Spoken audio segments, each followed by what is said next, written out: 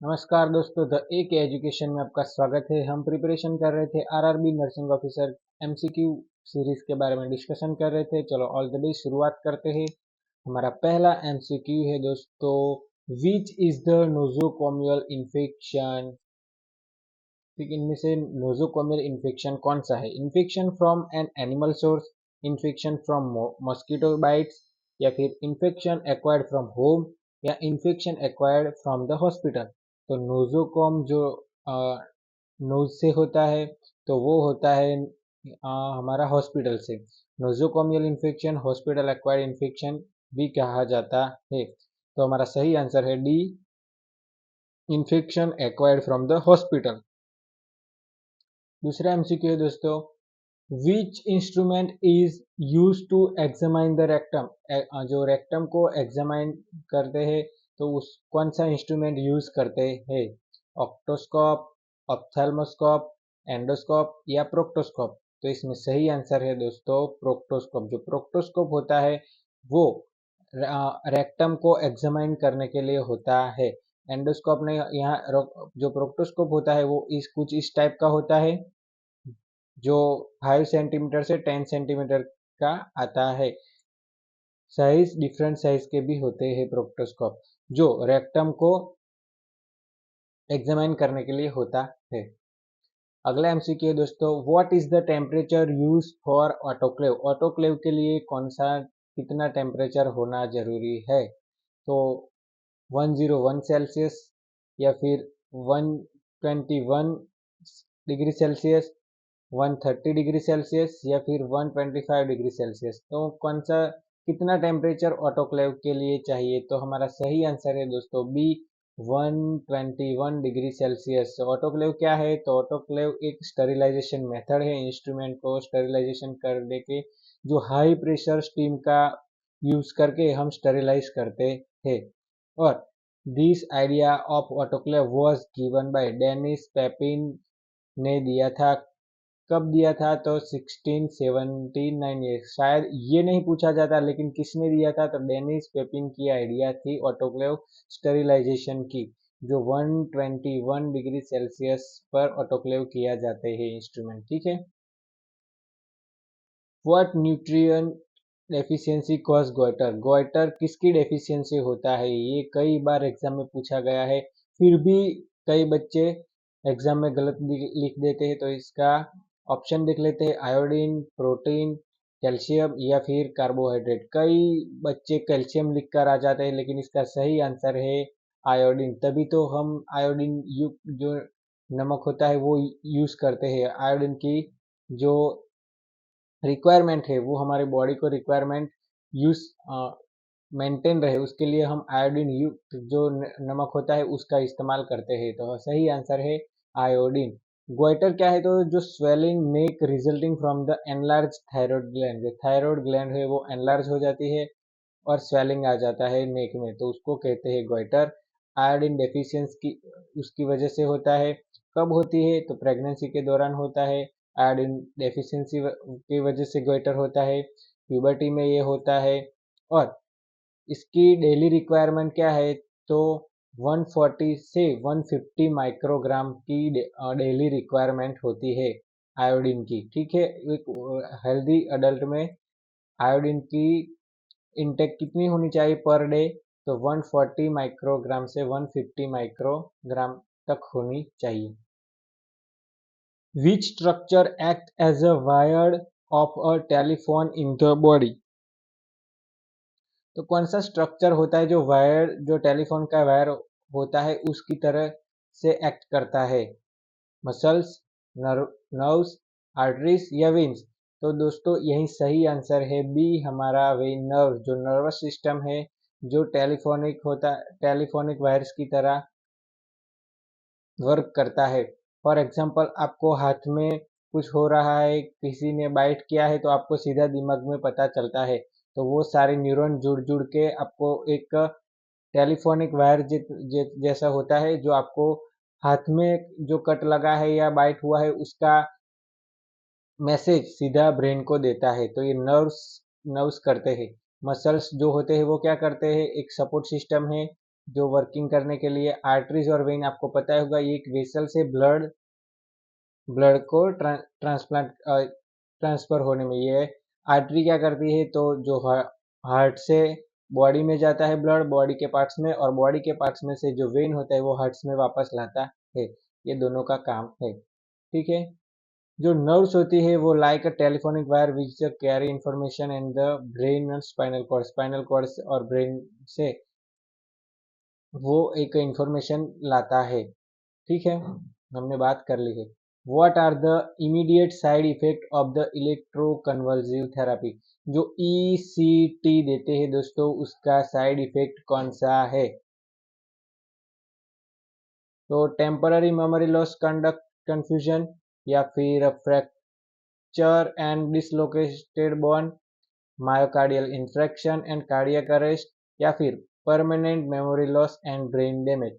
तो इसका सही आंसर है दोस्तों ए, टेम्पररी मेमोरी लॉस। यहाँ देखिए दोस्तों, जो ECT देते हैं, जो मेंटल पेशेंट होते हैं उसमें करंट के झटके देते हैं, उसको ECT बोले थे, इलेक्ट्रो कन्वर्सिव थेरापी। तो उसमें सीधा मायोकार्डियल इंफ्रैक्शन मतलब क्या हार्ट अटैक नहीं आ जाता है, कार्डियक अरेस्ट नहीं हो जाता है, परमानेंटली मेमोरी लॉस भी नहीं हो जाता है, या ब्रेन डैमेज करने के लिए तो देते ही नहीं है, तो ये तो हो गया ही नहीं, ये दोनों तो आएगा ही नहीं। फ्रैक्चर नहीं हो जाता है, अब मगज में झटके देने की वजह से कहीं फ्रैक्चर हो नहीं सकता, या किसी बोन का डिसलोकेशन तो हो नहीं सकता। टेम्पोररी, यहाँ एक कॉमन जो सोचने वाली बात ये इन तीनों में है, लेकिन टेम्पररी मेमोरी लॉस हो जाता है और कंफ्यूजन हो जाता है। पेशेंट जब उसको देते तो उसको कंफ्यूजन हो जाता है, कहाँ है कैसे, वो ऐसा कंफ्यूजन हो जाता है।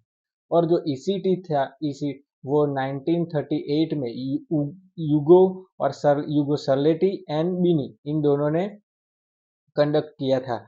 कितना वोल्टेज होना चाहिए? तो 70 से 120 वोल्ट होना चाहिए जो करंट की वोल्टेज है वो। और ड्यूरेशन कितना?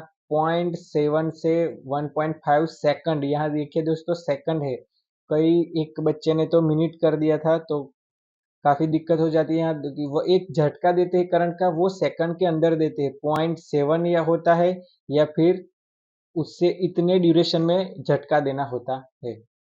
हमारा अगला MCQ दोस्तों, antipsychotic drug are prescribe to decrease the psychotic symptoms by decrease psychotic symptoms by. तो जो एंटीसाइकोटिक ड्रग देते हैं वो क्या डिक्रीज करता है? Depressing the central nervous system, inhibit production of the enzyme monoamine oxidase inhibitor, या फिर blocking the action of dopamine in the brain, या फिर blocking the reuptake of the norepinephrine और सीरोटोनिन।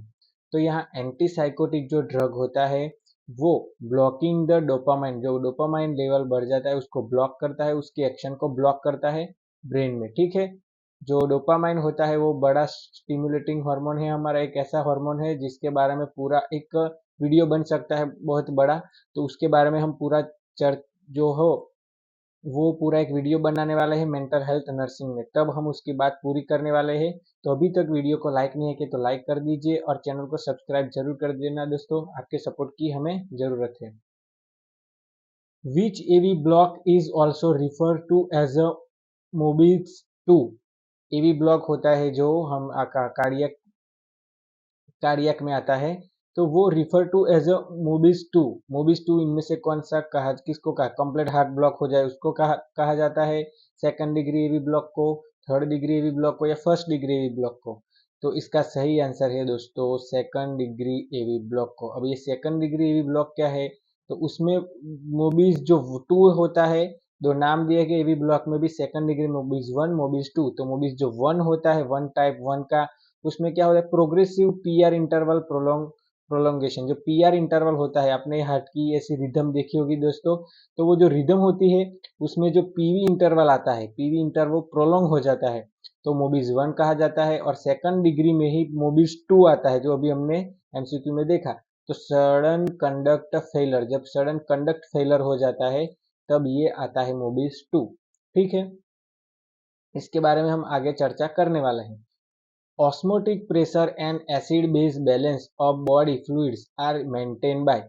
जो ऑस्मोटिक प्रेशर होता है बॉडी में, acid base balance हमारा बॉडी करता रहता है, तो वो बॉडी फ्लूइड मेंटेन किसकी वजह से, किस फ्लूइड की वजह से होता है? तो सोडियम की वजह से, मैग्नीशियम की वजह से, फ्लोरीन की वजह से या फिर जिंक की वजह से। तो कौन बैलेंस करता है? तो इसका सही आंसर है दोस्तों सोडियम। जो सोडियम होता है हमारा, वो बैलेंस करता है एसिड बेस बैलेंस और ऑस्मोटिक प्रेशर, क्योंकि जो सोडियम है वो major content of the extracellular fluid, जो एक्स्ट्रा सेल्यूलर फ्लूइड में सबसे कंटेंट सबसे ज्यादा किसका रहता है?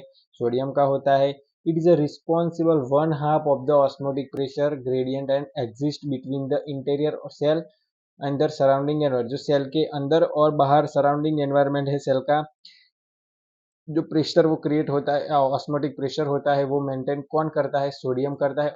और एसिड बेस बैलेंस भी सोडियम करता है। ये आपको याद रखना पड़ेगा दोस्तों।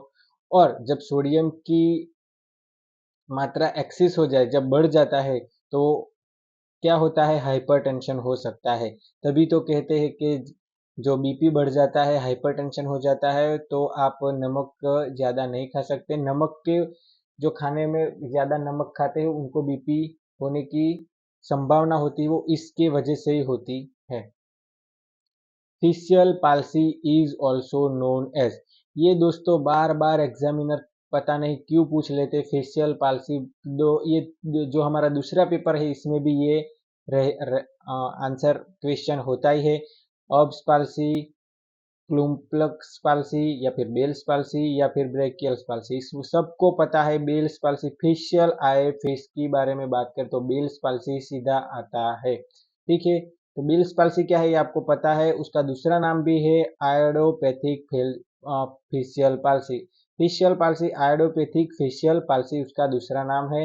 बेल्स पाल्सी जो क्यों क्या कैसे होता है? जो टेम्पररी पैरालिसिस ऑफ द और weakness of on one side of the face, जो फेस में वन साइड पैरालिसिस या वीकनेस हो जाए तब बेल्स पाल्सी कहा जाए, फेशियल पाल्सी कहा जाता है। इसमें कौन सी क्रेनियल नर्व अटैच है?